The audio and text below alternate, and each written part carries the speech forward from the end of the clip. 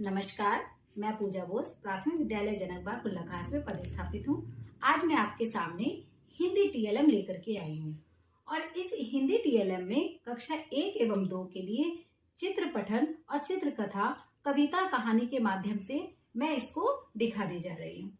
तो चलिए sir TLM लेकर के आई हूँ आपके सामने।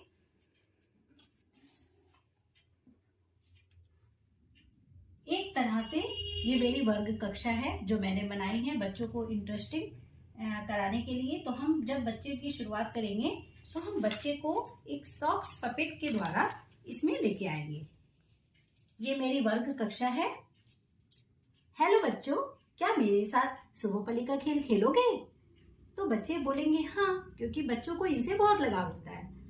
तो हम छोटे छोटे बच्चों को पढ़ाने के लिए कुछ नया करें तो बच्चे इसमें ज्यादा खुश होते हैं। तो इसमें देखिए एक छोटा सा डब्बा है, इसमें अक्षर से शब्द बनाने का खेल है। ये मेरा छोटा सा सुबोपोली का पिटारा है जिसमें मैंने मूंगफली के कुछ छिलके लिए हैं जो वेस्ट पड़े रहते हैं, उसमें मैंने कलर कर दिया है। इसमें सारे वर्ण हैं। उसके बाद ये मैंने कागज में सभी वर्णों को लिखा है और इसमें भी मैंने सभी वर्णों को दर्शाया है।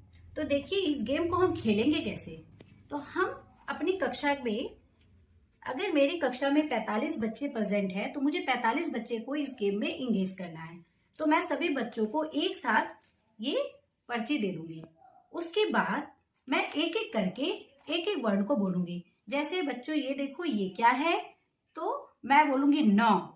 तो मैंने अपना इसको 9 को यहाँ पे रख दिया। उसके बाद बच्चा इसमें देखेगा, सब बच्चे अपनी अपनी पर्ची में देखेंगे कि 9 कहाँ है। जब 9 देखेगा उसको 9 दिख रहा है, इससे पता चलेगा उसको अक्षर की पहचान है या नहीं। अगर उसे दिख रहा है 9 कहीं है तो उसमें घेरा लगाएगा या फिर उसे काटेगा। जब इसी तरह हम बारी बारी से सभी अक्षर को बोलेंगे और इसमें लगाते जाएंगे। जब ये पूरा भर जाएगा तो कम से कम ये गेम हमारा हिंदी का 1 घंटे लेके वर्ग कक्षा में 2 क्लासेस को एक साथ लेके पढ़ाते हैं। तो हमारे बच्चे वर्ण के साथ साथ शब्दों का खेल कैसे खेले और पढ़ाई भी हो जाए और क्लास डिस्टर्ब भी। मैं पूरे यकीन से कह सकती हूँ कि मेरी कक्षा में एक भी बच्चे बिना शोर के इस गेम को अच्छे से खेलते हैं और सीखते भी हैं। अब मान लीजिए वो बच्चा जब आएगा तो यहाँ पे बहुत सारे चिट दिए हैं। कोई बच्चा आएगा वो उठाएगा और इसमें जल्दी से यहाँ पे लगा के जाएगा। मान लीजिए एक बच्चा आया, उसने यहाँ पे लगाया 6। फिर हमने दूसरे बच्चे को बुलाया, वो बच्चा यहाँ पे लगाएगा तो पहले वो बच्चा जब इसको यहाँ पे लगाएगा तो यहाँ पे वो लिखेगा भी, साथ में लिख देगा 6। अगर वो पढ़ने जान रहा है तो वो दोनों को जोड़ के बताएगा 6 ता छत।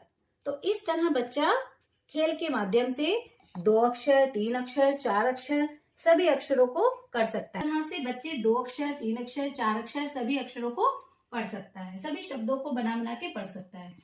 हमारे पास सभी तरह की मात्राएं हैं। अब जैसे मान लीजिए ये त लिखा हुआ रहेगा तो इस पे ये बच्चा इस मात्रा को भी लगाएगा तो ये क्या हो गया, तो बच्चे पढ़ के बताएंगे। अगर वो जान रहे हैं तो हम आगे बढ़ाएंगे, नहीं जान रहे तो फिर हम इसे स्टार्टिंग से कराएंगे। इस तरह से ये हमारा एक गेम का पर्पस भी हो गया और बच्चे इससे बहुत कुछ सीख भी लिए।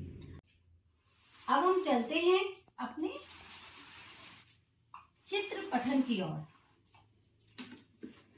जब मेरा बच्चा कक्षा में सभी मात्राओं, सभी वर्ण को पढ़ लेगा तो मैं बच्चे को एक कहानी के माध्यम से भी इसे एक कहानी का पैटर्न बन गया। तो इस कहानी के लिए मैंने देखिए संटी का उपयोग किया है और ये शादी के कार्ड से मैंने बहुत सारे जानवरों के पिक्चर बनाए हैं। तो इससे हम लोग बच्चे को एक कहानी भी बता सकते हैं, क्योंकि हमारी कक्षा 2 की किताब में चित्र पठन बहुत सारे हैं। जैसे 2 दोस्त मुसीबत में, पक्की दोस्ती, 4 मित्र, बहुत सारी चित्र के माध्यम से कहानी है। तो आइए हम लोग सबसे पहले एक छोटी सी कहानी को देखते हैं।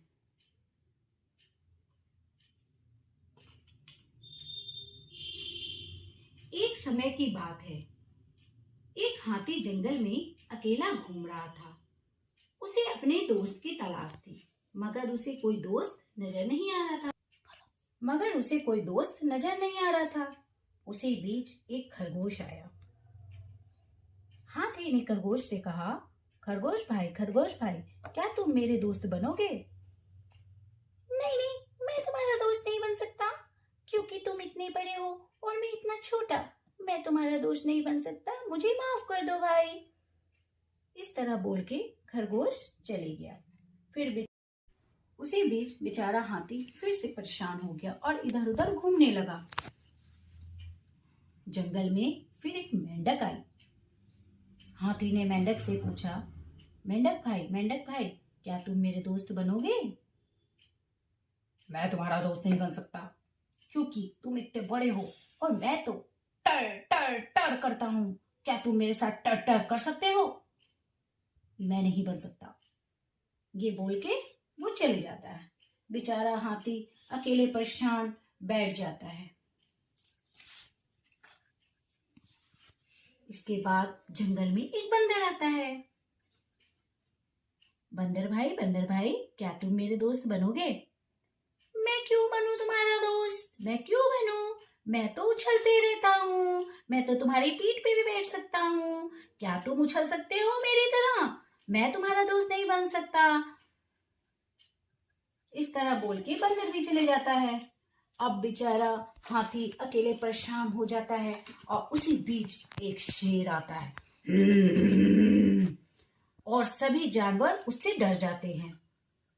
लेकिन हाथी अपने सभी दोस्तों को बचाने के लिए कहता है, शेर, क्या तुम मेरे दोस्तों को खाना चाह रहे हो? मैं ऐसा करने नहीं दूंगा। वो सभी मेरे अच्छे दोस्त हैं। तुम भी मेरे दोस्त बन जाओ और हम लोग सब एक साथ इस जंगल में रहेंगे। ठीक है।